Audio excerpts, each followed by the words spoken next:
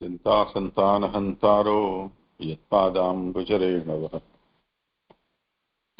स्वीयानां तान्निजाचार्यान् प्रणमामि मुहुर्मुहुः यदनुग्रहतो जन्तुः सर्वदुःखातिगो भवेत् तमहं सर्वदा वन्दे श्रीमद्वल्लभनन्दनम् अज्ञानतिमिरान्धस्य ज्ञानाञ्जनशलाकया चक्षुरुन्मीलितं येन तस्मै श्रीगुरवे नमः। नमामि हृदयशेषे लीलाक्षीराब्धिशायिनम् लक्ष्मीसहस्रलीलाभिः सेव्यमानं कलानिधिम् चतुर्भिश्च चतुर्भिश्च चतुर्भिश्च त्रिभिस्तथा षड्भिर्विराजते योऽसौ पञ्चधा हृदये मम।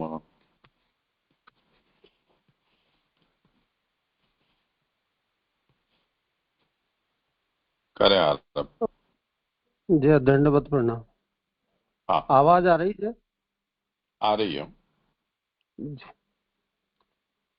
हम भागवत सुबोधनी जी के अंतर्गत प्रथम स्कंद का अवलोकन कर रहे हैं। जो अधिकार लीला है, हीन अधिकारी और मध्यम अधिकारी के हम अवगान कर चुके हैं।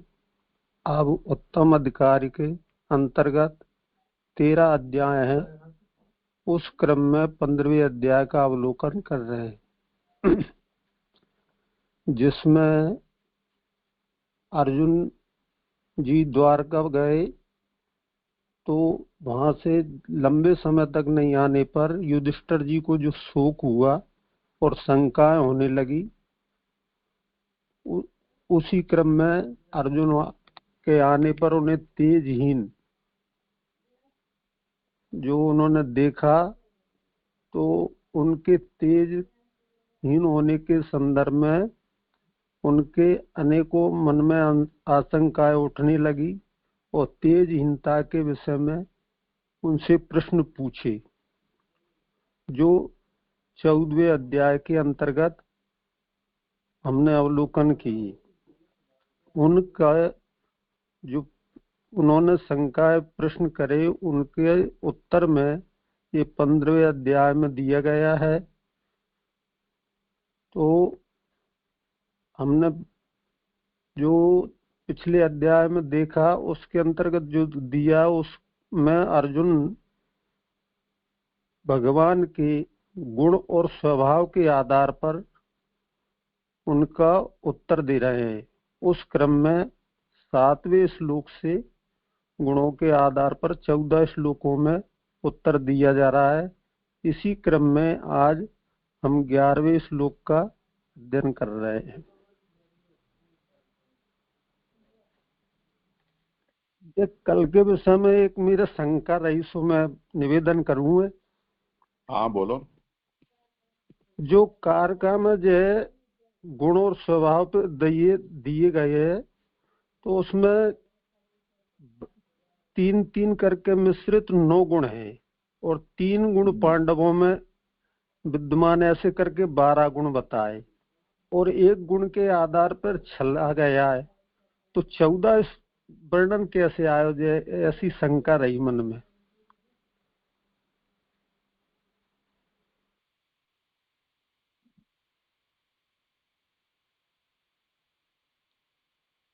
गुणैस्तु नवधा योगात् स्वभावेन त्रिधा पुनः 9 3 12 एवं द्वादशधा कृष्णः कृतार्थीकृत्य साम्प्रतं अवञ्चयद् इति एकम् तेन अन्यस्य च संशयः।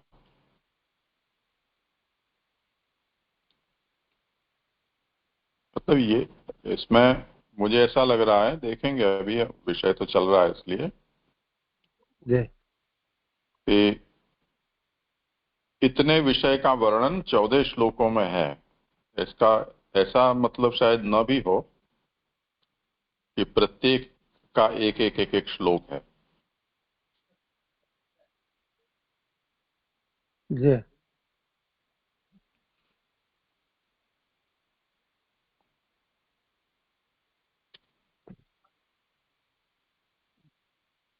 अब श्लोक 11 के उत्थान का। रजोगुण व तमोगुण के मिश्रण से जो उपकार किया उसे बताते हैं। यो नो जुगोप वनमेय दुरंत कृच्छाद दुर्वासोऽसिरिविहिताद अयुताग्र भुग यह साकान्मुष्टम उपयुज्य यति स्त्रीलोकीं तृप्तां मसंत सलिले विनिमग्न संग है। शत्रु दुर्योधन द्वारा भेजे गए दुर्वासा से जो 10,000 शिष्यों के भोजन कर लेने पर भोजन करते थे, उस विकट कष्ट के समय हमारी रक्षा की। जिन भगवान ने वन में आकर बचे हुए साकान्न को स्वीकार किया, जिससे जल में स्नान करते हुए ऋषि समूह ने त्रिलोकी को तृप्त मान लिया। इस प्रसंग में एक छोटी सी आख्यायिका है जो श्लोक है, और श्लोकार्थ में जो दिया गया है दुर्वासा के बारे में, उसके विषय में प्रसंग से समझा रहे हैं। किसी समय 6 मास का उपवास करने के बाद पारणा के दिन सब दैत्यों की प्रार्थना से दुर्योधन के घर दुर्वासा गए। उसने अतिथियों का सम्मान किया, उन्हें संतुष्ट किया। तब दुर्वासा ने 10,000 शिष्यों सहित वर मांगने को कहा। इसमें बता रहे हैं कि 6 महीने का व्रत करने के बाद अंत में पारणा जो व्रत खुले वह समय पे यहाँ दैत्य उल्लेख करे हुए है कौरवन के बारे में। दुर्योधन दैत्यों की प्रार्थना से या दैत्यों ने प्रार्थना करी हो, ऐसा हो सके। दुर्योधन के यहाँ दुर्वासा जी गए, उसने अतिथियों का सम्मान किया, उन्हें संतुष्ट किया। तब दुर्वासा ने 10,000 शिष्यों सहित वर मांगने को कहा। तो उस समय भगवान द्वारा दुर्योधन के अंतःकरण में मोह उत्पन्न कर दिए जाने से वह सहसा ही पांडवों के नाश की प्रार्थना नहीं कर सका। यानी दुर्वासा जी ने सम्मान पाके नहीं और उनसे संतुष्ट होके नहीं वर मांगने की कही, तो दुर्योधन के मन में बुद्धि प्रेरक कृष्ण से तो अंतःकरण में मोह उत्पन्न कर दियो, तो वह सीधे पांडवों के नाश की विनती नहीं कर सके। अब किसी बहाने से प्रार्थना की जाए, ऐसे बहाने से प्रार्थना करी जाए, ऐसा विचार कर उसने कहा कि जिस प्रकार आप हमारे घर शिष्यों सहित पधारे हो, उसी प्रकार हमारे बड़े भ्राता युधिष्ठिर जी के घर पर भी पधारी। तो दुर्योधन प्रार्थना कर रहे हो कि आपने जो कृपा हमारे यहाँ करी है, उसी तरह से हमारे बड़े भाई युधिष्ठिर जी के यहाँ आप पधारी। लेकिन मां में शर्त कैसी रखी? परंतु द्रौपदी के भोजन करने से पूर्व यदि आप वहां पधारोगे तो उन्हें अत्यंत खेद होगा, अतः उनके भोजन कर लेने के बाद आप वहां पधारिए, ऐसा वर मांगा।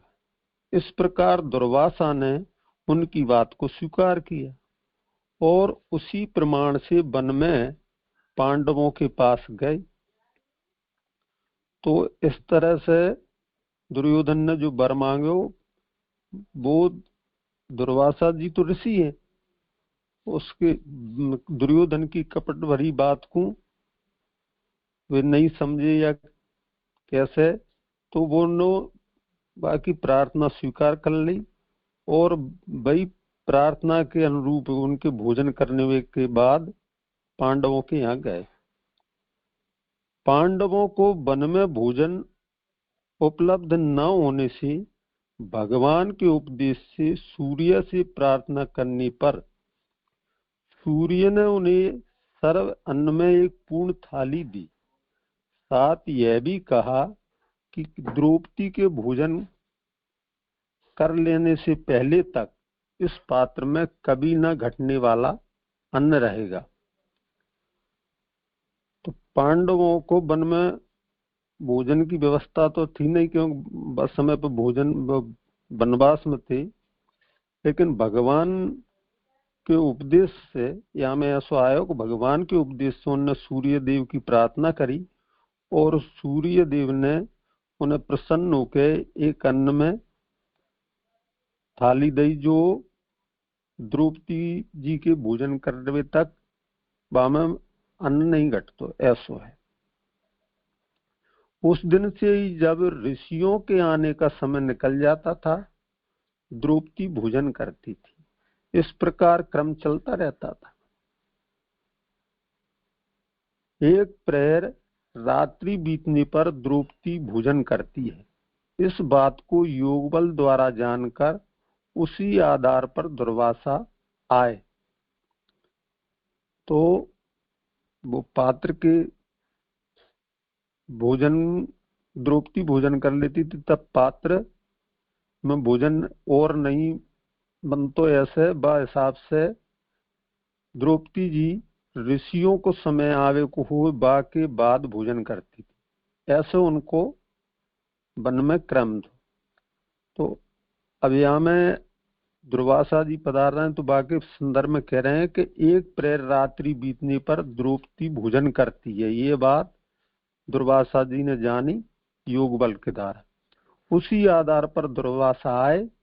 तब तो पांडवों तथा द्रौपदी ने आज तो सर्वनाश का समय आ गया, ऐसा मानकर श्री कृष्ण का ध्यान किया। तो दुर्वासा जी 10,000 शिष्यों सहित वहां पधारे। तो पांडवों को तो उनके भोजन व्यवस्था के बारे में चिंतित हुए और उनने कही आज दुर्वासा जी को क्रोधी ऋषि कहिए और श्राप दे दें। तो उन्होंने मन में विचार करो कि आज तो ऋषि के श्राप से सर्वनाश होगो, ऐसो मानो। तो उनने प्रभु को स्मरण करो। श्री कृष्ण ने पधार कर द्रौपदी को वहां नहीं देखा। तब दुर्वासा से श्री कृष्ण ने कहा कि भोजन तैयार है, आप स्नानादिक से निबट आइए। तब दुर्वासा श्री कृष्ण के वचनों को मानकर आवश्यक नित्य कर्म हेतु चले गए। बाद में भगवान भीतर पधारे। वहां द्रौपदी की व्याकुलता देखकर थाली में बचे हुए ग्रास मात्र शाकान को आरोप कर सारी त्रिलोकी को तृप्त कर दिया। ऐसे कहते हैं कि भगवान ने वन में पधार कर हमारी रक्षा की। तो ये प्रसंग अर्जुन युधिष्ठिर जी को बता रहे हैं कि रजो गुणों व तमोगुण के मिश्रण से जो उपकार हमारे ऊपर करो है। बस संदर्भ में जब ऋषि आए तो वे भोजन के लिए चिंतित हुए, ठाकुर जी को ध्यान करो और ठाकुर जी ने ऋषि से कही कि आप स्नान, भोजन तैयार है, आप स्नान वगैरह नित्य कर्म से निवृत्त होके आइए। बाद में भगवान भीतर पधारे और द्रौपदी जी को व्याकुल अवस्था में देखे। तो थाली में बचे हुए ग्रास मात्र को, जो शाक को अन्न बचा तो वो आपने ग्रहण करो और आपके ग्रहण करने से त्रिलोकी तृप्त हो जाए, ये यहाँ तक बतायो। तो आप अर्जुन कह रहे हैं कि भगवान ने वन में पधार कर हमारी इस तरह से रक्षा करी। जिस कष्ट का अंत नहीं आ सकता था, दुर्वासा उसी कष्ट का कारण होने जा रहे थे, क्योंकि शत्रु दुर्योधन द्वारा उन्हें भेजा था। क्योंकि पांडव पहले से ही कष्ट में थे और दुर्वासा उसी विशेष कष्ट के कारण बन रहे थे। ऐसो यहाँ मेरी समझ में नहीं आयो है, और भी या को कारण हो सके तो आप श्री बताएं। क्योंकि शत्रु दुर्योधन द्वारा कष्टन को अंत नहीं आ रहा है, तो ऐसो यहाँ तो 10,000 ब्राह्मणों के भोजन कर लेने पर ही दुर्वासा भोजन करती थी। पात्र में शाक सहित मुष्टि मात्र अन्न था, अथवा पहले से ही सदा की तरह भगवान के लिए नैवेद्य निकालकर फिर द्रौपदी के भोजन करने का नियम था। उस दिन भी भगवान के लिए रखे हुए भोजन को भगवान ने ग्रहण कर हमारी रक्षा की। भगवान के साकान मात्र आरोग्य से रक्षा किस प्रकार, ये शंका है हमारी रक्षा, यानी दुर्वासा जी को ऐसा नियम है तो कि 10,000 अपने शिष्य जब भोजन कर लें तब वो भोजन करती थी। तो जो पात्र सूर्य देव से प्राप्त है तो वहां में मुष्टि मात्र, यानी मुट्ठी को जब बंद कर लें इतनो सो मात्र अन्न बचे बाकू के मुष्टि मात्र, अथवा दूसरों वहां में बता रहे हैं कि ऐसो भी ये पहले से ही सदा की तरह, यानी ग्रस्त में भोजन बनने के पहले, भोजन बनने के बाद जब भोजन ग्रहण करें बाकी पहले भगवान और गाय इनके भाग निकाले जाएं, ऐसा जो निकालो नैवेद्य निकालकर द्रौपदी में भोजन करने का नियम था। तो वो जो भोजन निकाल कर रखे हो तो वो भोजन भगवान ने ग्रहण करके नहीं और हमारी त्रिलोकी को तृप्त करके हमारी रक्षा की। अब यहाँ में प्रश्न है, भगवान के साकान मात्र आरोग्य से रक्षा किस प्रकार हुई? कि साक को थोड़ो अन्न मात्र आरोग्य से रक्षा किस प्रकार हुई? ऐसा जानने की इच्छा होने पर कहते हैं कि भगवान के आरोग्य से नित्य कर्म करने के लिए जल में मग्न होकर बाहर आने पर ऋषियों ने सारी त्रिलोकी को तृप्त मान लिया। जब त्रिलोकी को ही तृप्त अनुभव कर लिया तो स्वयं की तृप्ति होने के अनुभव की बात स्वतः सिद्ध हो गई। वे तृप्त होकर सीधे स्नान स्थल से ही अन्यत्र चले गए। तो यहाँ जो प्रश्न हो कि भगवान के साक को अन्न थोड़ो सो आरोग्य से ही रक्षा है, तो यहाँ जो बता रहे हैं कि भगवान के आरोग्य से जो ऋषि नित्य कर्म करने के लिए गए थे तो प्रभु के तृप्त हुए से त्रिलोकी तृप्त हो गई। तो ऋषि ने भी दुर्वासा सहित जो उनके शिष्यन सहित त्रिलोकी में अपने आप को भी तृप्त मान लियो, अनुभव करो ऐसो, तो स्वयं की तृप्ति होने के अनुभव की बात भी सिद्ध हो गई और वे अपने आप है भोजन से तृप्त मान के नहीं और स्नान पांडवों के पास नहीं आके स्नान स्थल से ही अन्यत्र चले गए। ऐसो या में है ऐसो होयो श्लोक 11वां संपन्न होयो।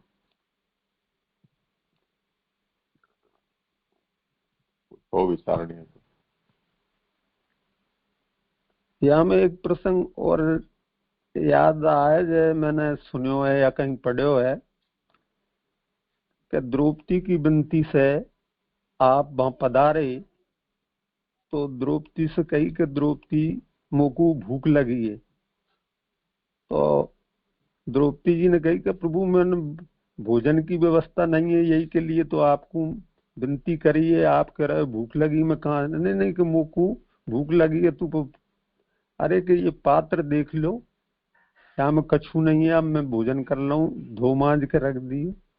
तो वहां में थोड़ो सो साग को पत्ता चिपके हो तो सो वो देख के नहीं आपने आरोग्य और बात है कार्य को मैं तृप्त हो गए हूँ ऐसो पड़े हो सो वो ऐसी तृप्ति बताई जाए। हाँ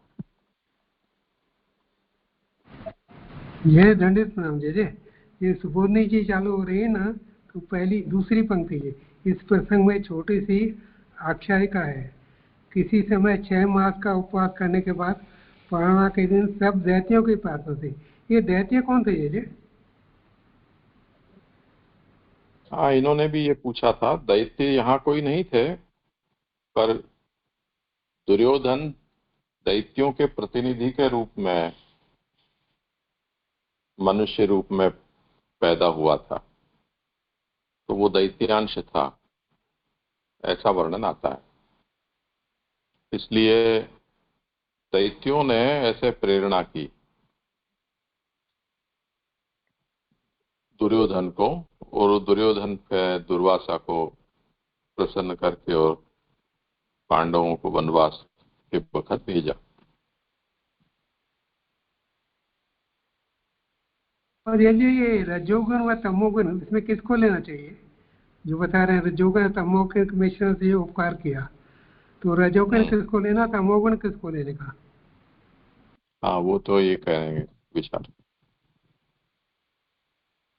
या मेरी समझ तो ऐसी आ रही कि रजोगुण में उन्होंने शिष्यन के लिए जो दुर्वासा जी के लिए जो भोग के लिए यानी भोजन करने के लिए विनती करी, तो वो भोग जो हुए वो रजोगुण में आए, और तमोगुण यानी दुर्वासा जी जो भोजन न होने पे जो हम पे कुपित होंगे और श्राप देंगे, तो वो तमोगुण के अंतर्गत आए, तो उनसे हमारी रक्षा करी, ऐसी समझ आई जब मेरे तो। और आप श्री और कुछ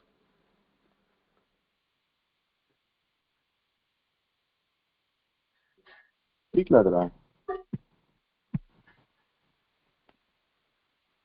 हाँ जी, धन्यवाद।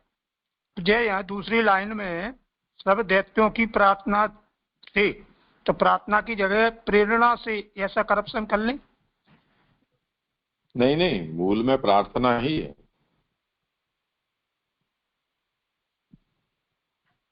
पर ठीक है जी। दुर्वासा को दैत्यों ने प्रार्थना की, ऐसा मूल में ऐसा है। हाँ, प्रणाम जय जय। कदाचित दुर्वासा षण्मासोपवासी पारणा दिवसे सर्वदैत्य प्रार्थनया दुर्योधन गृहं गतः। 6 मास के उपवासी जो थे दुर्वासा, उनका जब पारणा का दिवस आया, उपवास समाप्त हुआ, तब दैत्यों की प्रार्थना पर दुर्योधन के घर गए।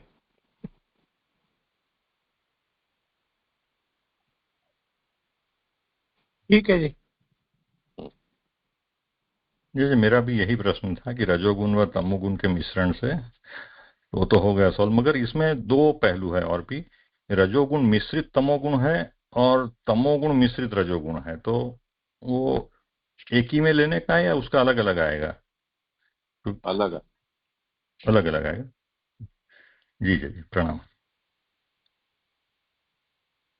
और आपने ये कारिका वाला पूछा था ना, वो मैंने देखा थोड़ा ध्यान से, तो देखो उसमें अवंचयद इति ही एकम तेन अन्यस्य च संक्षयः। तो 12 का हिसाब तो ऊपर बता दिया, 9 और 3 12, अब बचे 2। तो एक श्लोक में अर्जुन को भगवान ने ठग लिया, उसका निरूपण है, और अन्यस्य च संक्षयः, और एक श्लोक से उसके तेज की हानि हुई है, इसका निरूपण हुआ है। इस प्रकार 14 श्लोक हुए, ये कह रहे हैं। जय, दंडवत प्रणाम। आई जाए समझ में, मैं कल से ही, और फिर मैंने भी अध्ययन करके देखो कुछ समझ आ जाए, पर वो नहीं आई जाए। आप श्री ने समझाया उसको भली प्रकार। हाँ नहीं, जी, अनुवाद में भी संत को छोड़ दिया है, जय, इसलिए भी ये होना स्वाभाविक। अवंचयत इति एकम तेना अन्यस्य च संशयः, इस जो अंश है कारिका का, उसको इन्होंने छोड़ दिया। हाँ ठीक है, और कुछ हो तो आगे करो। जय।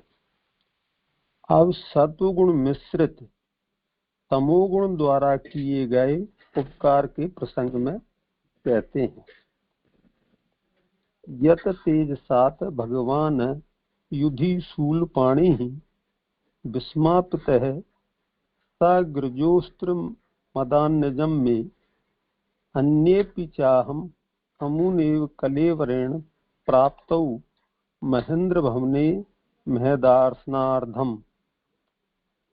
जिन भगवान श्री कृष्ण के तेज से युद्ध में आश्चर्यचकित हुए पार्वती जी सहित भगवान शूलपाणी शिव ने अपना अस्त्र मुझे दिया, अन्यों ने भी मुझे इसी प्रकार अस्त्र दिए।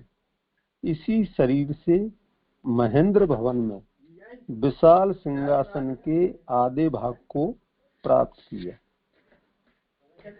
पहले आए हुए 2 श्लोकों में भगवान को रक्षक कहा,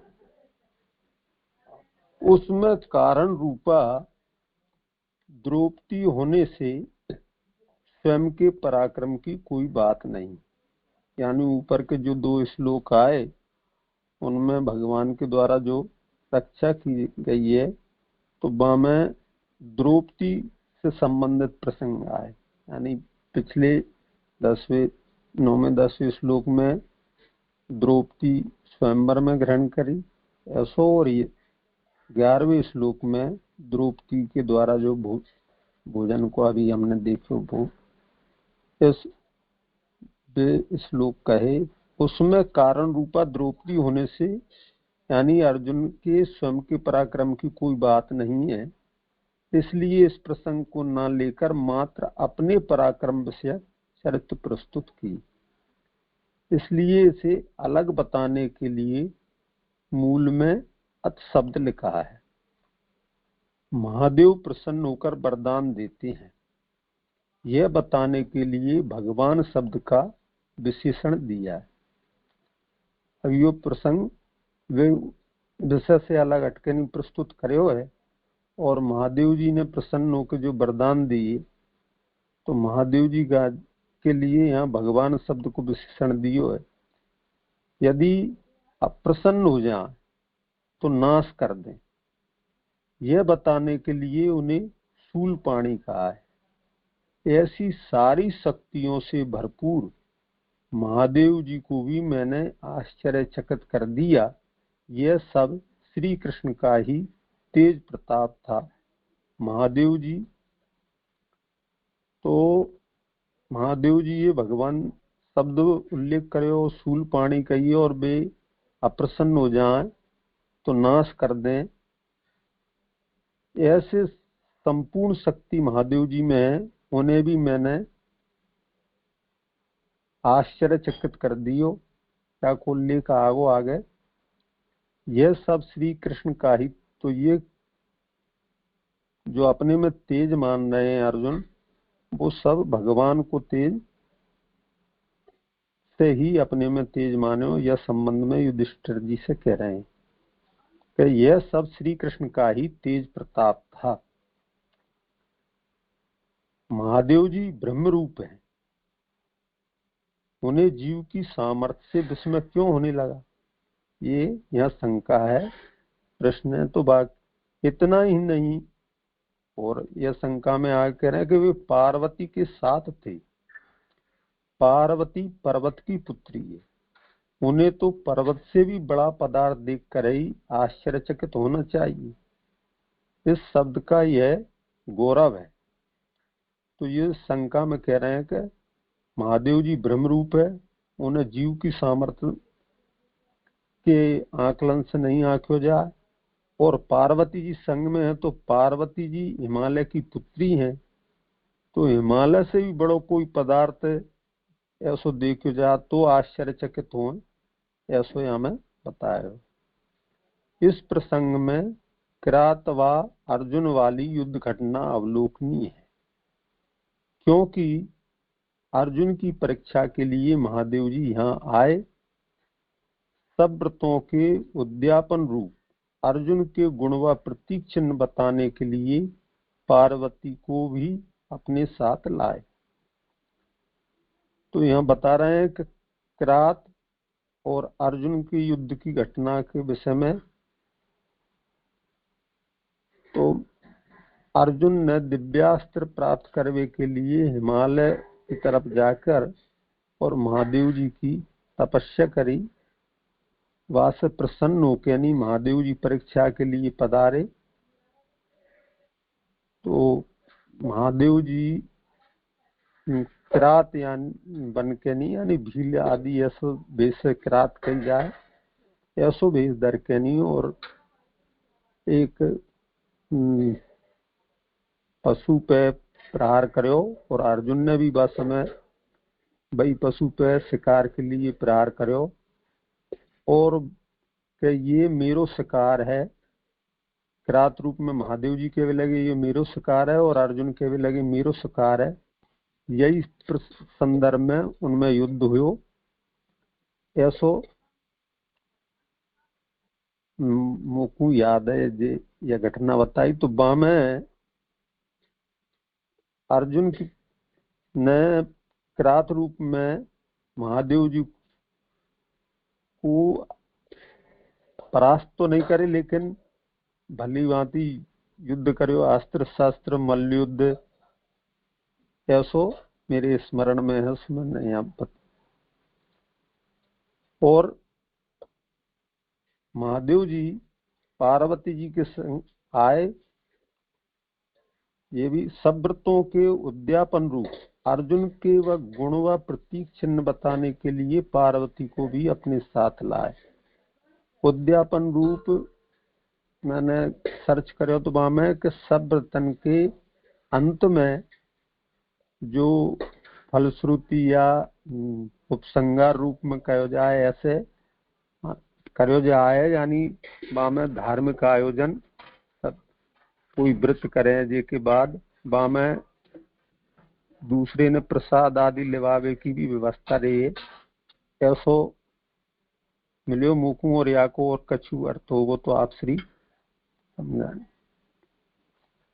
तो वे पार्वती को भी अपने साथ लाए।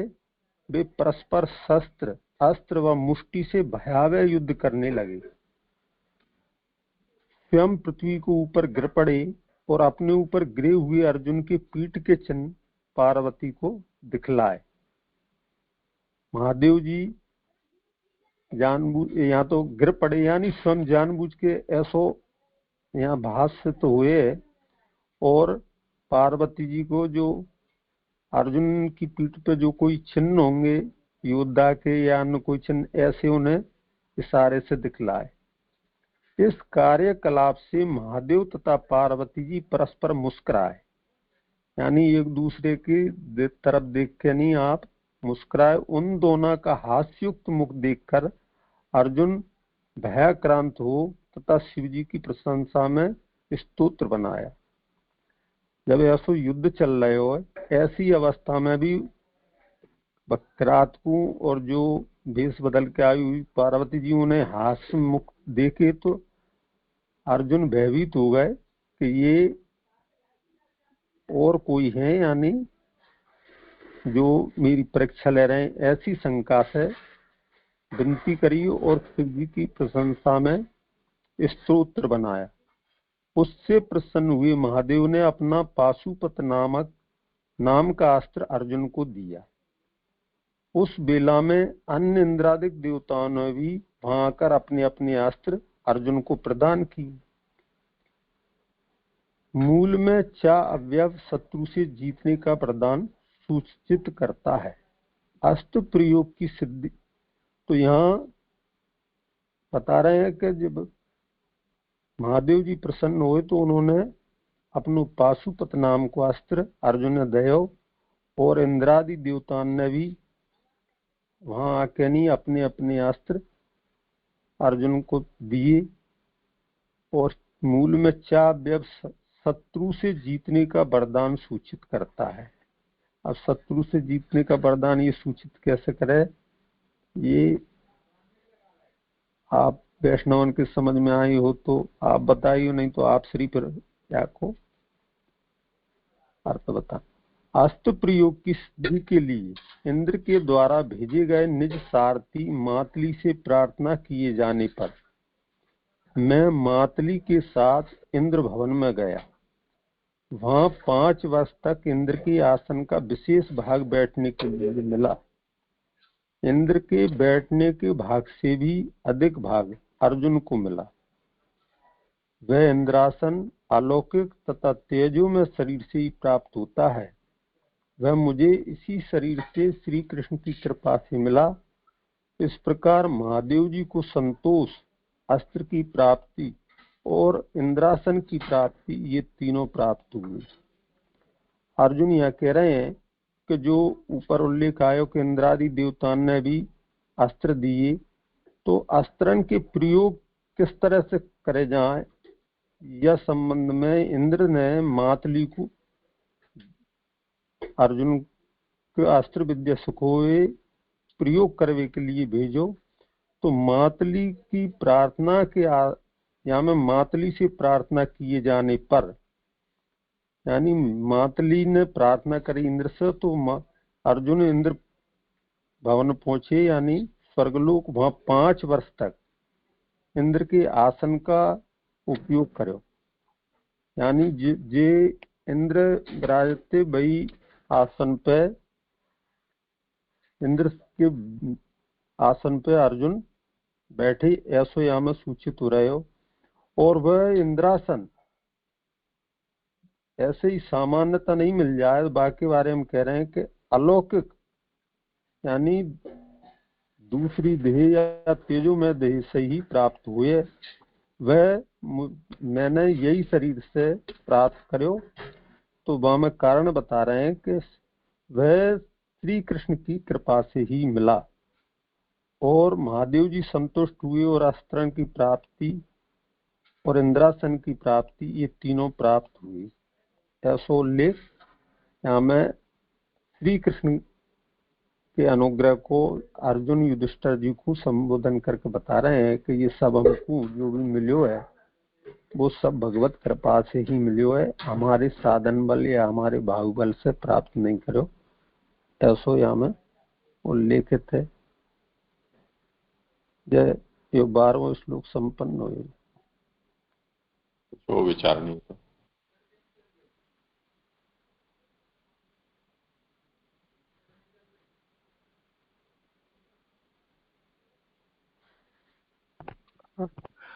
जी जी जी, धन्यवाद, प्रणाम जी जी। जी यहाँ पे जो आ रहा है कि यानी उद्यापन रूप अर्जुन के गुण व प्रतीक चिन्ह बताने के लिए पार्वती को भी साथ लिया है। और आगे जाके जी फिर अर्जुन के पीठ के चिन्ह की बात आती है। तो जी ये जानना था कि ये चिन्ह क्या था और उसकी इतनी महत्ता क्या थी कि यानी शिव जी पार्वती जी को साथ में ले आए उसे बताने के लिए। धन्यवाद, प्रणाम जी जी। मेरा भी यही जिज्ञासा थी जी, यही क्वेश्चन था। मैं सब व्रतों के उद्यापन रूप अर्जुन के गुण व प्रतीक चिन्ह, यानी अर्जुन ने महादेव जी प्रसन्न करने के लिए जो व्रत करे, तो ऐसो या उद्यापन रूप को मैंने गूगल पर सर्च करे तो वहां में आया कि कोई भी व्रत करने के बाद और प्रभा को फलश्रुति के लें या उपसंगार के लें या समापन में जो मंत्र वगैरह से जो कराए जाए वो, और भोजन आदि भी कराए जाए, ऐसा वहां में मिले। और अर्जुन के गुण व प्रतीक चिन्ह, तो यहाँ ऐसा आए कि जब महादेव जी प्रसन्न होके नहीं और जब अर्जुन को वर देवे के लिए पधार रहे हैं, तो स्वभावत सहजता शायद पार्वती जी ने पूछी हो कि अर्जुन में ऐसे काई गुण है और काई चिन्ह के वो अर्जुन ही है। तो अर्जुन के गुण में आए कि अर्जुन ने युद्ध करते में दिव्यास्त्रन को प्रयोग नहीं करो। ये गंभीरता है, नहीं युद्ध में दुश्मन पे अपने जब ऐसी जीतवे में नहीं आया तो वहां पे अपने जो भी विशेष अस्त्रों हैं उनको प्रयोग करे जाए, ऐसो मेरी समझ आयो। और प्रतीक चिन्ह के बारे में तो ऐसे कि उनमें कोई चिन्ह होंगे जो वीर योद्धा में या सहनशीलता के ऐसे कोई चिन्ह होते होंगे, तो यहाँ उनको उल्लेख तो है नहीं। ऐसो मेरी समझ आए। जय और क्या को कछु हो तो आप श्री या को वर्णन स्पष्ट वर्णन करें। हाँ, कुछ लोग कुछ कह रहे हैं, कमललाल और कुछ कहना है। हाँ, जय दंडोत प्रणाम। जय मेरा प्रश्न नहीं है, लेकिन मेरा वो एक समस्या ये है कि अभी गोपाल दास जी का जो है यहाँ तक श्लोक पूरा हो गया और इसके बाद में ध्यानी लाल जी का है, और ध्यानी लाल जी किसी कारण से अकस्मात जो है गायब हो गए किसी कारण से, तो इसके बाद में चरक जी का आता है। तो मेरा गोपाल दास जी से मतलब एक ही श्लोक है, या तो गोपाल दास जी आप खुद कर लें एक श्लोक को, या फिर चरक जी आप सुन रहे हो मेरी आवाज को सोपुर से तो चरक जी आप भी करें, कोई दोनों में से एक ही श्लोक है ध्यानी लाल जी का। तो मेरा जरा इसलिए मैंने जो है हैंड ओवर किया है। हाँ मैं कर दूंगा, लेकिन मैंने ज्यादा ये अगले श्लोक को अवलोकन नहीं करे, सो समझावे में जो भी कछु आगे आप श्री विराज रहे हैं और आप सब वैष्णव हैं सत्संग कर रहे हैं, तो एक दूसरे के विचार आदान प्रदान कर सके, प्रश्न न करें, ऐसी विनती है। नहीं वो सब हो जाएगा, ज्यादा कठिन नहीं है, वो सरल है, इतना कठिन नहीं है, हो जाएगा। तो श्री विराज रहे हैं, हमें तो सभी कठिन है। हाँ प्रणाम जी। हाँ, मेरा ये प्रश्न था ये इसमें कि सत्वगुण मिश्रित तमोगुण यहाँ कैसे समझने का है, वो थोड़ा उस पर प्रकाश डालें। श्लोक की उत्थानिका में बताया गया है ना कि अब सत्वगुण मिश्रित तमोगुण द्वारा चालू प्रश्न है वो पहले हो जाए, उसके बाद दूसरा लो। इसका समाधान हो गया? नहीं जी, अर्जुन के पीठ के चिन्ह रह गया कि क्या था और उसकी इतनी महत्ता क्या थी कि पार्वती जी को साथ में ले आए दिखाने के लिए। और जी जो उद्यापन रूप उन्होंने जो समझाया और गुण तो उन्होंने भी बताए, तो फिर ये इसे ऐसा ही समझना जी, वो भी थोड़ा स्पष्ट करना था। अब ये चिन्ह क्या थे वो तो पता नहीं है, मैंने भी देखा नहीं है इसको इतनी गंभीरता से। इससे पहले भी 2 बार ये विषय चला था, पर देखने की इतनी तत्परता हुई नहीं। ये महाकवि भारवी के विरचित ये किरातार्जुनीयम महाकाव्य है, और उस महाकाव्य में भारवी ने अर्जुन और महादेव जी के युद्ध का वर्णन किया है, उसमें इस बात का उल्लेख है। इसमें अभी तत्काल तो ऐसा समझ में आ रहा है कि अर्जुन है वो इतने महाबली हैं कि युद्ध में कभी अर्जुन की पीठ किसी ने देखी नहीं है। और महादेव जी और पार्वती जी के बीच में कुछ ऐसी बात हुई होगी कि जिसमें पार्वती जी ने ये कहा हो कि आप दिखा सकते हैं क्या अर्जुन की पीठ। तो अब अर्जुन युद्ध से डर कर या हार कर वहां से चले जाएं तब तो पीठ देख सकते हैं, पर अर्जुन तो वो क्षत्रिय कुल में रहे हैं और ऐसे महावीर हैं कि वो प्राण त्याग सकते हैं, परंतु जीते जी कभी भी उल्टे नहीं जा सकते। तो महादेव जी ने इतना लंबा युद्ध उनके साथ लड़ा, और जब अस्त्र शस्त्र भी सब उनके समाप्त हो गए तो द्वंद्व युद्ध पे आए, और तब फिर महादेव जी के ऊपर अर्जुन चढ़ गए और तब पार्वती जी उनकी पीठ को देख पाए। और चिन्ह भी होंगे उनके, चिन्ह का क्या महत्व है और क्या चिन्ह है वो तो मुझे पता नहीं है, कभी देखेंगे और ध्यान में आएगा तो बताएंगे। तो ये एक बात लग रही है। और दूसरा ये है कि उद्यापन रूप अर्जुन, यानी अर्जुन का जो दर्शन है और उनके जो गुण हैं, तो किसी व्रत की समाप्ति के ऊपर वो व्रत सफल होने पर व्रत करने वाले को जो सत्फल की प्राप्ति होती है, वो सत्फल स्वरूप अर्जुन के दर्शन और अर्जुन के गुणों का अनुभव है। ऐसे उनकी प्रशंसा में ये बात कही गई। जी जी जी, स्पष्ट हुआ जी। दंडवत प्रणाम जी। जी हुआ स्पष्ट जी। प्रणाम जी। और आप पूछ रहे थे भैया जी कि सत्वगुण और रजोगुण तमोगुण वाली बात।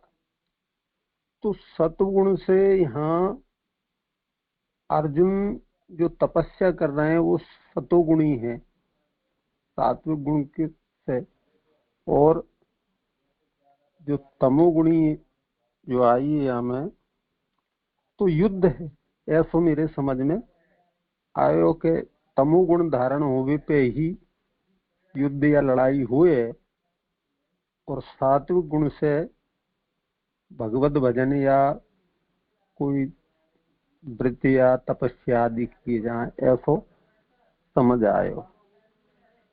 अब आपको समाधान हो तो भले, नहीं हो तो फिर आप श्री समाधान करेंगे।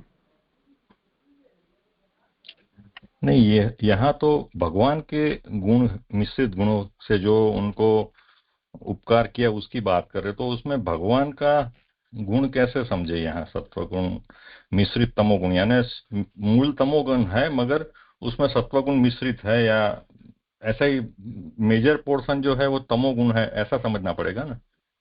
ये दो शंकाएं हैं। तो ये ठाकुर जी का गुणों का उपकार है उनके ऊपर, या ये वार्ता में जो आ रहे हैं गुण उनका यहाँ वर्णन है, वो समझ में नहीं आ रहे हैं। क्योंकि आगे जो श्लोक आया ना अपना, ये 7वें श्लोक की उत्थानिका में जो कारिकाइन है, उसमें तो ये गुण जो है ना वो कृष्ण के बताए हैं। हाँ हाँ, तो यहाँ कृष्ण के गुण कैसे समझने का, वही, ये क्योंकि वृतांत तो अर्जुन का आ रहा है ना। नहीं, अर्जुन और पांडव संबंध तो रहेगा ही।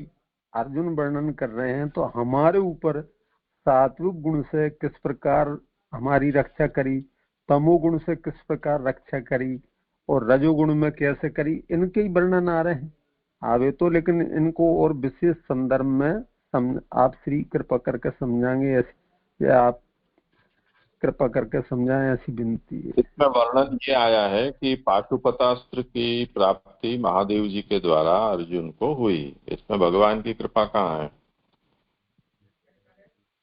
इसी प्रकार यदि इंद्रलोक में जाना हो तो ये इस देह से तो जा नहीं सकते हैं, देह का त्याग करना पड़ता है। पर अर्जुन को इसी देह से 5 वर्ष तक इंद्रासन पर बैठने का सौभाग्य प्राप्त हुआ।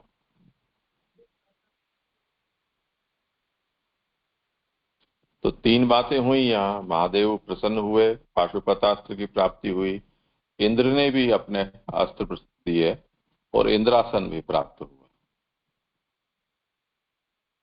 अब महादेव भी देव हैं, इंद्र भी देव है,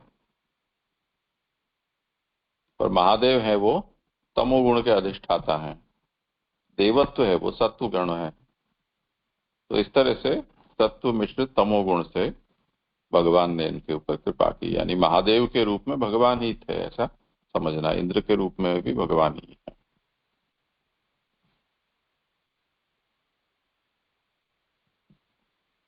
जी जी जी। फिर एक एक और भी एक आएगा गुण का जो संयोजन, जिसमें तमोगुण मिश्रित सत्वगुण आएगा, और ये जो है वो सत्वगुण मिश्रित तमोगुण है।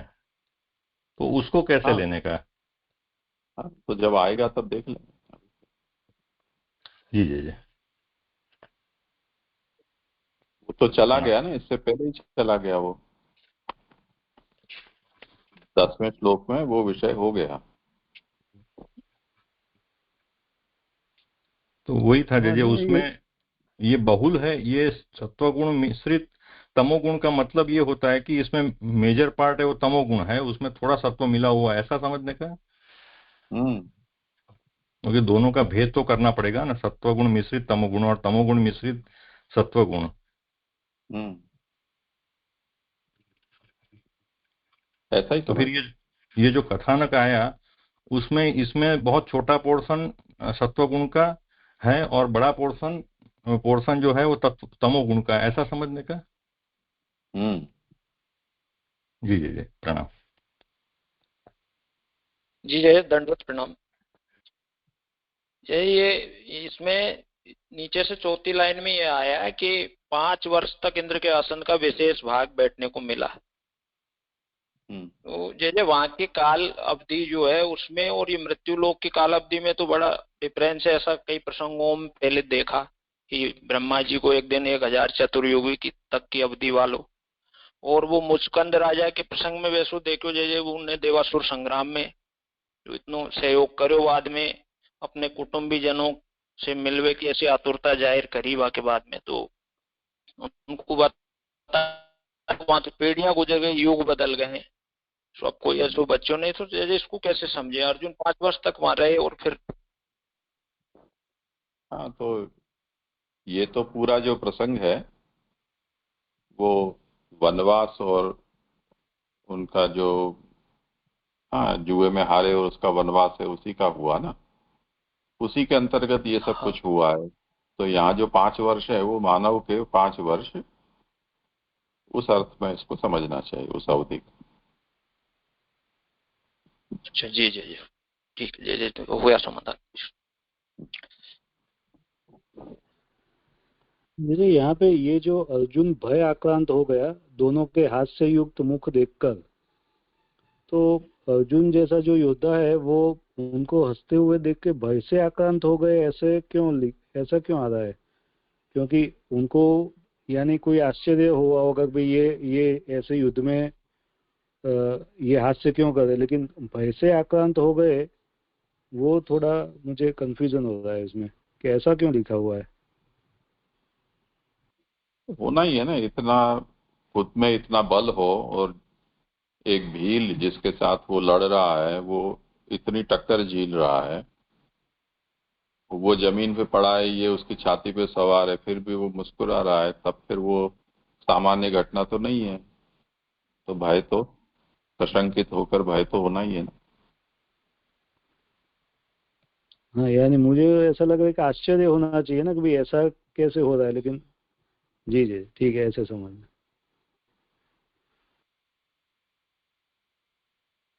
आगे जिनका क्रम हो। वो आगे जो क्रम है वो तो उपस्थित नहीं है। ये मास्टर अब कह रहे हैं कि तुम करो या चरत जी करें, तो चरत जी की तो कोई आवाज आ नहीं रही। जय श्री कृष्ण। नहीं, चरत जी की आवाज आ रही है, आप ही आ कर गई लो। तो आप फिर अच्छा, नहीं वो तो है नहीं आ रही आवाज जी, आपकी आवाज भी आ गई, अब पहले नहीं आई थी इसलिए। अच्छा नहीं, अच्छी आवाज आ रही। आप करो तो आप करो, फिर मैं करूँ, बोलो जिससे। नहीं करो आप करो। चरत जी आप करिए, चरत जी आप करिए। हाँ ठीक है, जय दंडोत। मेरी आवाज आ रही है?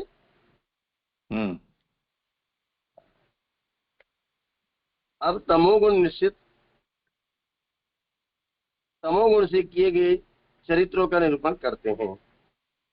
तत्रे में गिरतो भुज दंड युगम गांडीवे लक्षणम आरती वधाय देवा सेन्द्रासिता यदनुभावितम आजमीर तेना हम अद्य उषित पुरुषेण घूमना। जहां मैं इंद्र भवन में विहार करता था, वहां शत्रु के वध के लिए देवताओं सहित इंद्र ने मेरे दोनों हाथों तथा गांडीव धनुष का आश्रय लिया। ऐसे वे भूमा पुरुष जिन्होंने मेरा ऐसा प्रभाव बढ़ाया, हे अजमीर के वंश में उत्पन्न हुए युधिष्ठिर जी, उन्हीं ने मुझे अपनी माया से छल लिया। अर्जुन कह रहे हैं कि मां इंद्र भवन में विहार करता था एवं शत्रुओं के वध के लिए देवता सहित इंद्र मैंने दोनों हाथों से गांडीव धनुष का आश्रय लिया। और वे भूमा पुरुष, यानी इंद्र को भूमा पुरुष की उपाधि दी गई यहाँ पर, उन्होंने मेरा ऐसा प्रभाव बढ़ाया जो अजीमड़, यानी अजीमड़ वंश में ये कौन पांडव उत्पन्न हुए, यानी युधिष्ठिर, उन्हें भी मुझे अपनी माया से छल लिया। उस स्वर्ग में मैं विहार करता था, वहां देवतागण कोई 4 भुजाओं से युक्त, तो कोई उनसे भी अधिक भुजाओं वाले थे। जहां मैं स्वर्ग में विहार करता था वहां देवतागण तो किनकी 4 भुजा थी, और उनसे भी अधिक भुजा वालों को मैंने वहां देखा था। इतना होते हुए भी उन्होंने मेरे दोनों भुजबल का आश्रय लिया। इतना होते हुए भी वहां इंद्र के वहां पर उन्होंने मेरे दोनों हाथों भुजबल का आश्रय लिया।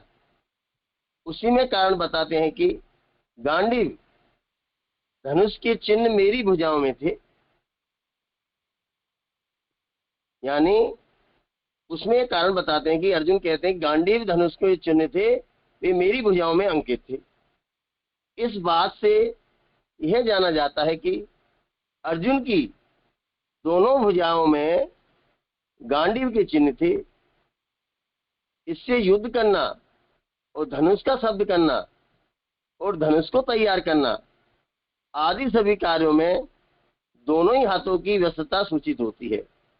अब यहाँ बताया जा रहा है कि जैसे अर्जुन की दोनों भुजाओं में गांडीव धनुष के चिन्ह थे और उनसे वे युद्ध करते थे, यानी धनुष का शब्द यानी ध्वनि, शब्द का मतलब ध्वनि, और धनुष को तैयार करना आदि सब कार्यों में दोनों हाथों की व्यस्तता सूचित होती है। अर्जुन इंद्र का पुत्र है, बल वायु से उत्पन्न होता है और गांडीव धनुष अग्नि संबंधी है। इसलिए अर्जुन को इंद्र का पुत्र भी कहा गया है, और बल उनको वायु के समान बल उत्पन्न होता था, और गांडीव धनुष अग्नि संबंधी है, यानी अग्नि का जितना तेज रहता है उतना ही उस गांडीव धनुष का तेज था।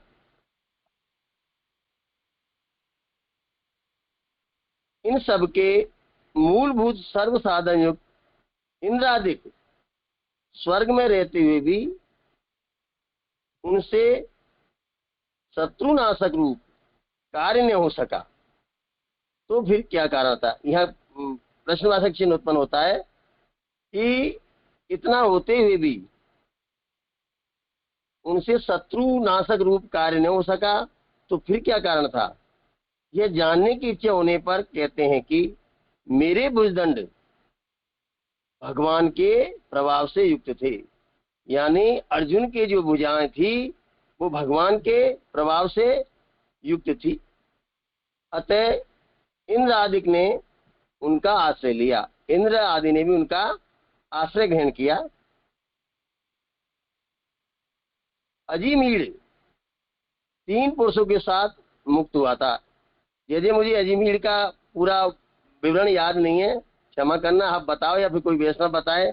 अजीमण ये इनके पांडवों के वंश में ही होंगे, ये उनके पूर्वज होंगे? हाँ, उनके पूर्वज। हाँ, उसी प्रकार आपकी मुक्ति होगी। मन में किसी प्रकार का भेद न रखिए। यह बताने के लिए आजमीण, हाँ सॉरी दीजिए, यहाँ आजमीण आया, आजमीण शब्द का संबोधन दिया। यहाँ पर यह बताने के लिए आजमीण शब्द का प्रयोग किया गया है। तमोगुण निश्चित और तमोगुण से चलने का अभिप्राय होने से उपकार की समाप्ति के अंतर्गत उसके कारण रूप गुण का निरूपण करते हैं, यानी तमोगुण मिश्रित और तमोगुण से चले जाने का, यानी जो तमोगुण है उससे ही मिला जुला यानी मिश्रित यानी मिला हुआ, और तमोगुण से चलने का अभिप्राय होने से उपकार की समाप्ति के अंतर्गत उसके कारण रूप गुण का निरूपण करते हैं कि भगवान ने मुझे छला है। छलने के कारण बताते हैं कि वे पुरुष रूप है। ये बताते हैं कि भगवान ने मुझे छला है, उसका कारण है कि ये छलने के कारण बताते हैं कि वे पुरुष रूप है।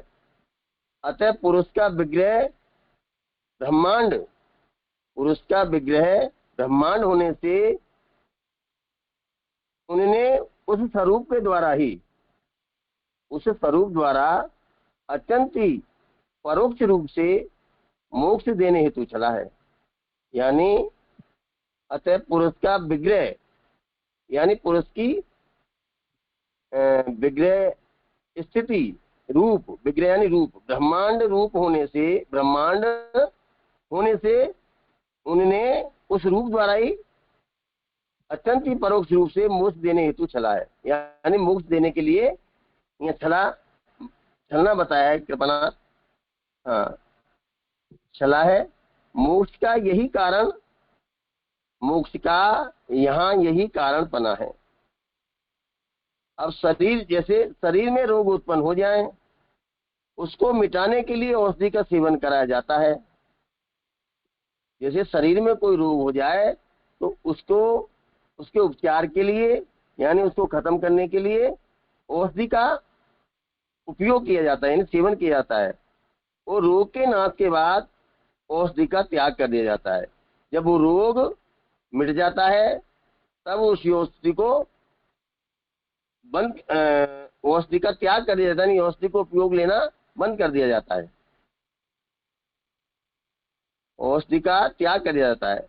अतः पृथ्वी के भार रूप राजाओं का नाश करने के लिए मुझ में भगवान ने तेज स्थापित किया था। जो पृथ्वी के भार रूप राजा थे, जो अत्याचार करते थे, उनको नाश करने के लिए भगवान ने, भगवान का तेज मुझ में स्थापित किया था। और राजाओं के नाश होने के बाद वे तेज हर लिया। और जब उन राजाओं को समाप्त कर दिया गया तब वे भगवान ने वे अपना तेज मुझसे छीन लिया, यानी हल लिया। भगवान में व्यापक बना होने से वे ज्ञान द्वारा मोक्ष प्रदान करते हैं। यानी भगवान तो सर्वव्यापी है, सब जगह विद्वान है, होने से वे ज्ञान द्वारा ही मोक्ष प्रदान करते हैं, मोक्ष देते हैं। अतः दीनता सिद्ध करने के लिए ही तेज का हरण कर लिया। यानी दीनता को सिद्ध करने के लिए ही भगवान ने उस तेज को हर लिया। यहाँ भूमा सर्वत्र व्यापक होने से, सभी पदार्थ स्वयं के होने से किसी अन्य पदार्थ का ग्रहण करने रूपी दोष उनमें नहीं है। यानी सभी पदार्थ स्वयं के होने से किसी अन्य पदार्थों को ग्रहण करने रूपी दोष उनमें नहीं है। सत्य रूप से तो यत तेज था इस नवे श्लोक में लगाकर पत्न्याय स्तवय और योनो युगोप है। ये 10वां तथा 11वें श्लोक में भी विगत है। यानी ये 10वें श्लोक में और 11वें श्लोक में भी इसको प्रकाशित किया है। शिष्टों द्वारा स्वीकार्य नहीं, क्योंकि इनमें अर्जुन के विषय में कुछ नहीं है। अतः रजोगुण,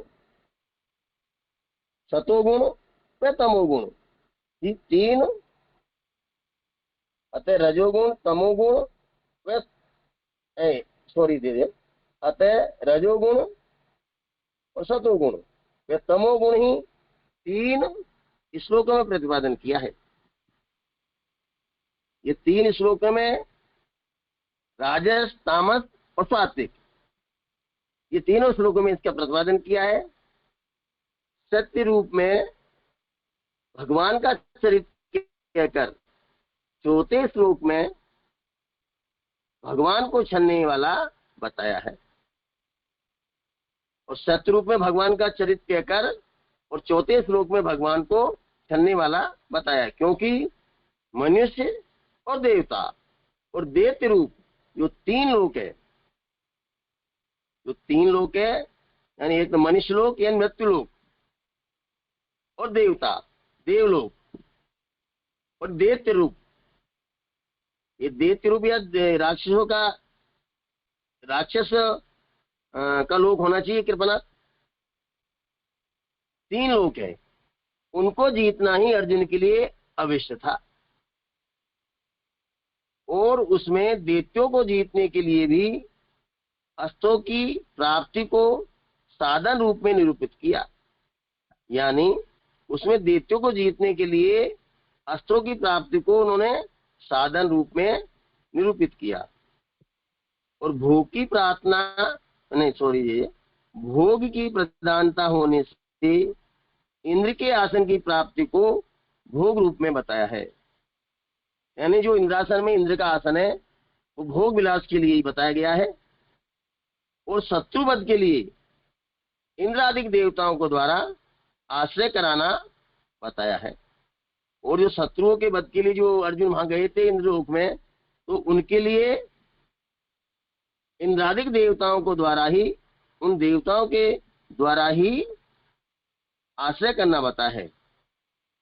वहां दैत्यों के वध के लिए अभिप्राय से निरूपण किया है, तो भी भगवान ने छल लिया है। यानी वहां दैत्यों के वध के अभिप्राय से निरूपण किया है, तो वहां भगवान ने छल लिया है, ऐसा प्रासंगिक रूप में कहने में आया है। उसका कारण यह है कि छलना माया का कार्य है। जो ठाकुर जी की माया है वो छलने का कार्य करती है। दैत्यों में माया की प्रधानता होने से यह कहा है, क्योंकि दैत्य रूप जो दैत्य होते हैं वो सभी का रूप धारण कर लेते हैं। जैसे रावण ने सीता जी का हरण किया, उस टाइम पर साधु का वेश बना लिया, इसको इसलिए यहाँ दैत्यों को दर्शाया गया है। ऐसा प्रासंगिक उसका कारण यह है कि छलना माया का कार्य है। दैत्यों में माया की प्रधानता होने से यह कहा है।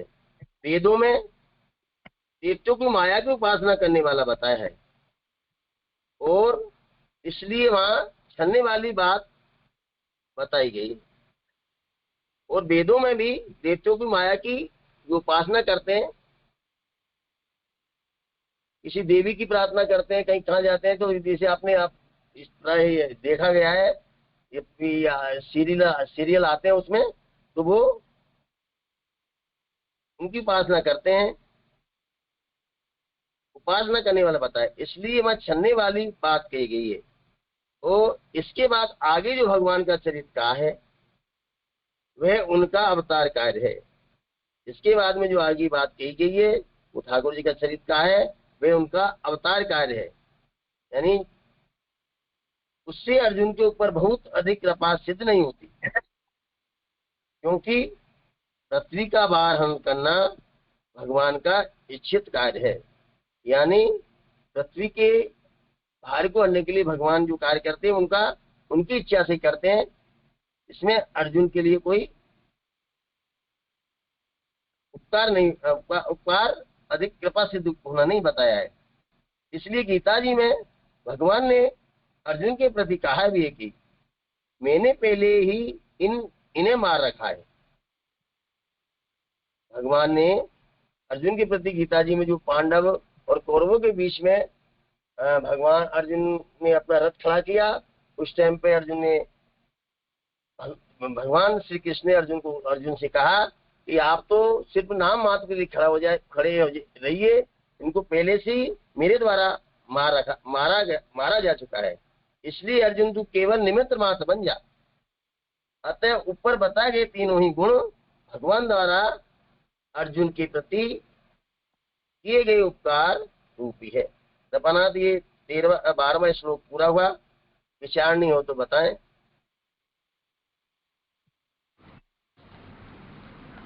जय जय दंडित प्रणाम।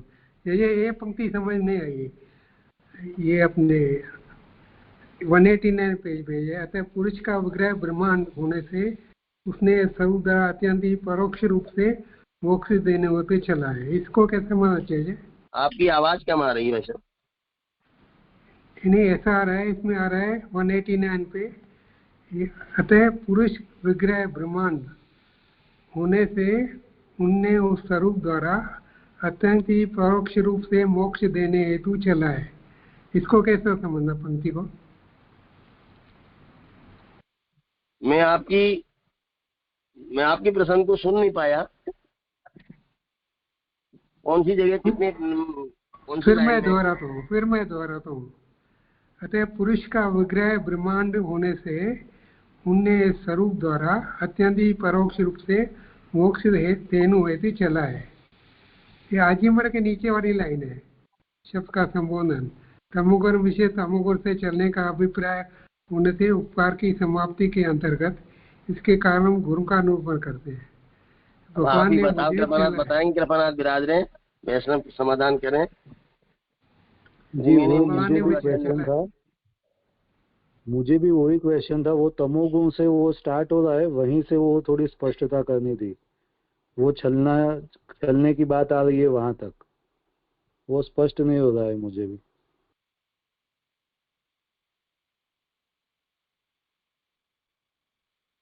हाँ, किसी को करना हो समाधान तो इस प्रश्न पर।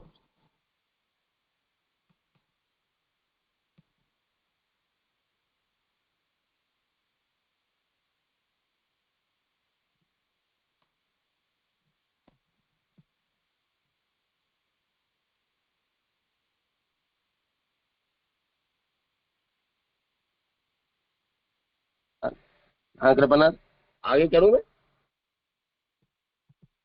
नहीं, आगे का अभी प्रश्न का समाधान कहाँ हुआ है? हाँ, परमानंद जी कुछ कहना चाह रहे हैं आप?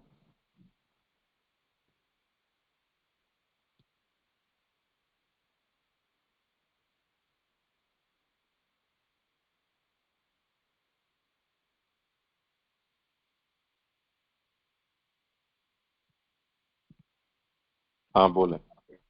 हाँ जय दंडवत प्रणाम। जय, मैं जय कहना चाहता था, इन्होंने जो पहले ही समझाया था उसके जो है श्लोक की अर्थ में समझाया था कि गांडीव धनुष का आश्रय लिया ऐसे दे भूआ पुरुष। तो इन्होंने ये भूआ पुरुष शब्द का इंद्र के लिए जो है संबोधन दिया। या भूआ पुरुष का संबोधन इंद्र के लिए नहीं है, ये भगवान के लिए है। ये इन्होंने जो इसको गलत किया था, इसका अर्थ। दूसरा, फिर इसी में अपन नीचे आते हैं, नीचे से 5-6 लाइन ऊपर चले अपन, नीचे से 5 लाइन ऊपर। अतः दीनता सिद्ध करने के लिए तेज हरण कर लिया। भुआ सर्वत व्यापक होने से, यानी भगवान सभी जगह व्यापक हो। जी पूरी लाइन को उन्होंने जैसा कैसा करके चले, क्लियर नहीं किया। यानी भगवान ही सब जगह फैल सर्वत्र है। सभी पदार्थ स्वयं भगवान खुद ही बने हैं। सब पदार्थों ग्रहण करने, तो अन्य पदार्थों को ग्रहण करने का उन्हें दोष लगाने का सवाल ही नहीं है, क्योंकि भगवान ही सर्वत्र है, सब कुछ भगवान ही बने हैं। यानी तो उन्होंने कोई दोष नहीं लगेगा। तो इस शब्द को उन्होंने क्लियर नहीं किया। ये दोनों शब्दों को थोड़ा जैसे मुझे बोलना था, और कुछ नहीं था। अगर इनमें कोई गलती हो जाए तो थोड़ा भुआ शब्द में मैंने गलत तो नहीं बोला जाए, आप थोड़ा और बता दें। हाँ, तो इनका प्रश्न तो अभी खड़ा ही है ना, ये प्रश्न का अभी समाधान कहाँ हुआ है? मैं समझा कि आप उसके लिए कुछ कह रहे हैं। नहीं, जैसे मैं तो इस प्रश्न के लिए जो था मेरा, इनके बात बदल गई, बात बदल। अभी चालू विषय है, उसी पर आप कहें जो कुछ।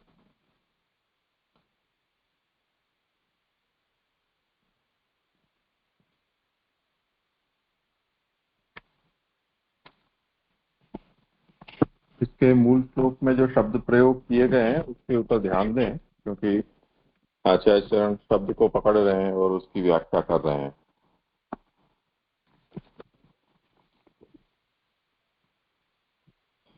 तो 13वें श्लोक के जो अंतिम चरण है उसमें अद्य मुषितः पुरुषेण भूम्ना, भूम्ना पुरुषेण अद्य मुषितः।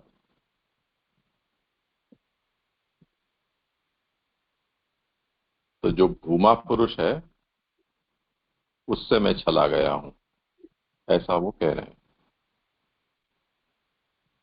अब भगवान के दोनों ही पहलू हैं, वो पुरुष भी हैं और वो भूमा भी हैं। भूमा होते हुए पुरुष भी हैं, यानी अवतरित भी हुए हैं, और अवतरित रूप में सगुण साकार होते हुए वो व्यापक भी है।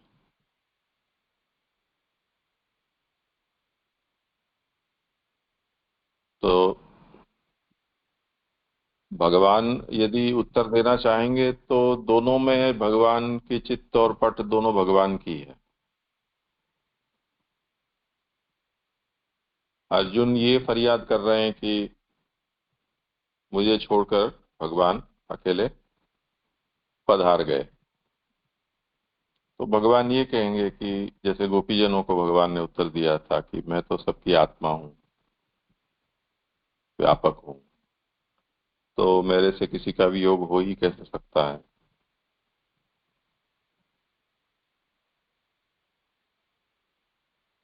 तो भगवान ये कह देंगे मैं भूमा हूं, व्यापक हूं, तो व्यापक से तो किसी का वियोग हो नहीं सकता है, तो मैं कहीं गया ही नहीं हूं, मैं कहीं जा ही नहीं सकता हूं, क्योंकि ऐसी कोई जगह ही नहीं है कि जहां मैं न हूं।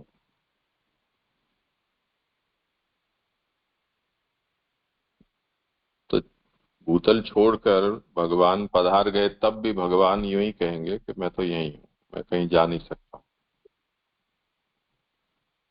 और अगर कोई भगवान के गले पड़े ये कहकर कि व्यापक हैं, तो हमें वियोग क्यों हो रहा है।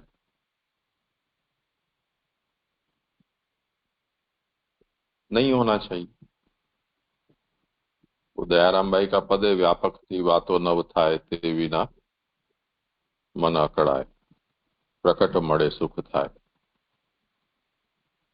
तो प्रकट मिलने पर सुख होता है, तो प्रकट रूप का वियोग है। तो जो व्यापक रूप है उसका तो पुरुषाकार से अनुभव ही नहीं है, तब फिर तो उनका वियोग भी होना ही है ना। अब भगवान के दोनों पहलू होने से समस्या हो रही है। तो अर्जुन उसी को यहाँ कह रहे हैं, और उस पर महाप्रभु ने इसी की ये व्याख्या की है कि भगवान ने मुझे छला है। छलने में कारण बताते हैं कि वे पुरुष रूप हैं, अतः पुरुष का विग्रह ब्रह्मांड होने से उनने उस स्वरूप द्वारा अत्यंत ही परोक्ष रूप से मोक्ष देने हेतु छला है।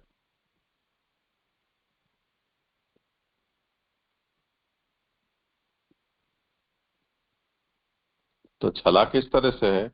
अब भगवान जो यहाँ आगे कहा गया है कि जो कार्य के लिए उनको शक्ति दी थी वो कार्य समाप्त हो गया, तो जब रोग मिट जाता है तब फिर दवाई को छोड़ दिया जाता है। उस तरह से अब हमारा भी यहाँ कार्य समाप्त हो गया है, तो अब हमको भी छोड़ दो।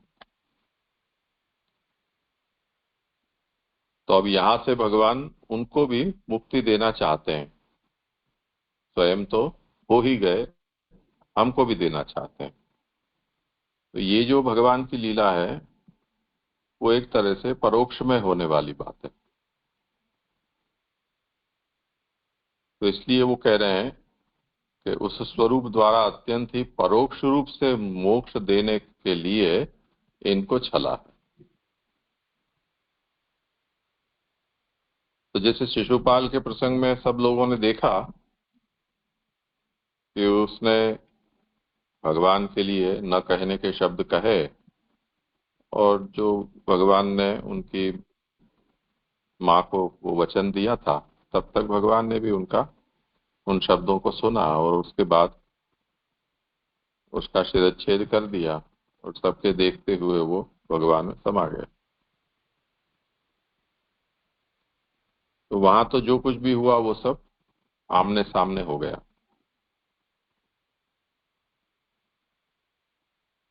पर यहाँ कुछ ऐसी बात हो रही है कि जैसे रामचंद्र जी के प्रसंग में मिलता है कि सभी अयोध्यावासी जीव मात्र को साथ में लेकर श्री राम स्वधाम पधारे। ऐसा होता तब भी कोई समस्या नहीं थी, पर ये जो किया है वो भगवान ने कुछ ऐसा किया है जो अर्जुन को ऐसा लग रहा है कि नहीं करना चाहिए, मेरे साथ अन्याय हो गया।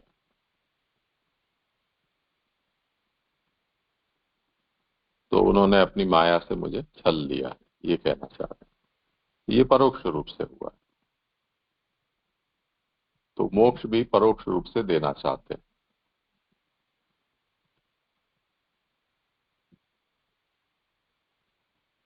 हाँ जी, समाधान हो गया, बहुत अच्छा जी, दंडित प्रणाम जी। जी जी जी। लेकिन जी यहाँ पे ये जो तमोगुण मिश्रित तमोगुण से छलने का अभिप्राय लिखा, तो फिर यहाँ पे तमोगुण से क्या लेंगे फिर? हाँ वो तो ये कहेंगे। हाँ आप, इनका श्लोक है, मुझे तो दिखाई नहीं दे रहे हैं, उन्होंने हाथ नहीं किया है।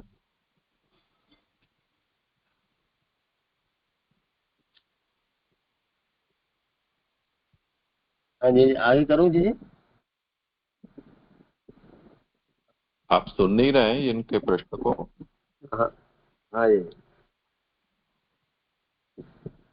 इन्होंने आपसे कुछ पूछा है?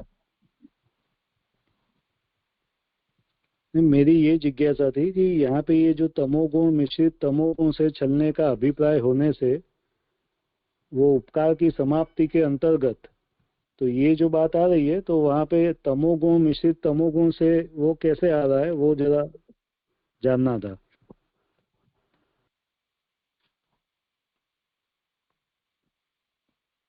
अब यहाँ क्या है कि उपकार का कोई प्रसंग नहीं है इस श्लोक में, उपकार का कोई प्रसंग नहीं, क्योंकि यहाँ तो सिर्फ इतना ही है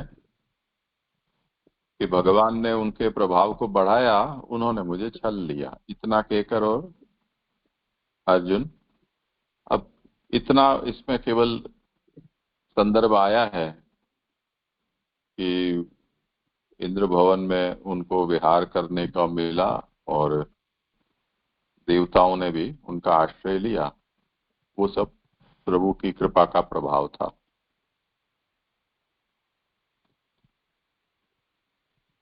उसके बाद ऐसे भगवान के द्वारा अर्जुन छले गए, ऐसा वो कह रहे हैं। तो भगवान का अर्जुन को छोड़कर चला जाना, इनको छलना माया से, ये सब तामसता है ना। माया है वो तामसी है। इसी तरह जो छल करना है वो भी तामस कृत्य है। अब वो छल है, वो अर्जुन के हिसाब से छल है, भगवान के हिसाब से उनको अब स्वधाम पधारने की व्यवस्था कर देना है। तो भगवान के लिए तो वो मुक्ति का उपाय है।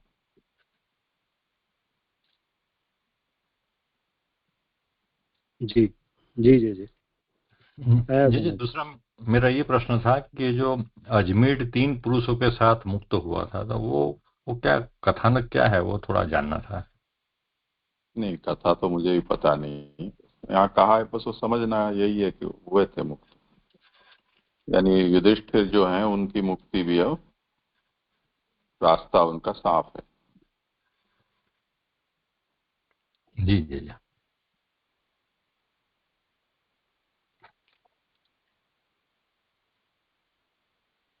और जी ये जो बात लास्ट में जो आ रही है कि सत्य रूप से तो यत तेजसा, इस 9वें श्लोक से लगाकर ये पंत्यास्तव और योनो जुगोप, यह 10वां 11वां श्लोक भी विदित है, शिष्टों द्वारा स्वीकार्य नहीं। तो इसमें क्योंकि इनमें अर्जुन के विषय में कुछ नहीं है, तो ये भी स्पष्ट नहीं हो रहा है मुझे। तो मतलब महाप्रभु के हिसाब से ये श्लोक हैं वो किसी ने इसमें घुसा दिए हैं। जिसको प्रक्षिप्त कहते हैं। अच्छा, जी जी जी। तो यानी ये तीनों श्लोक 9वां, 10वां और 11वां। जी जी जी।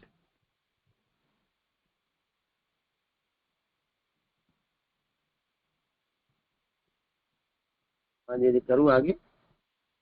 हाँ, कितने श्लोक हैं आपके? ये वो ध्यानीलाल जी के, मेरे तो अब चालू आगे से होंगे श्लोक।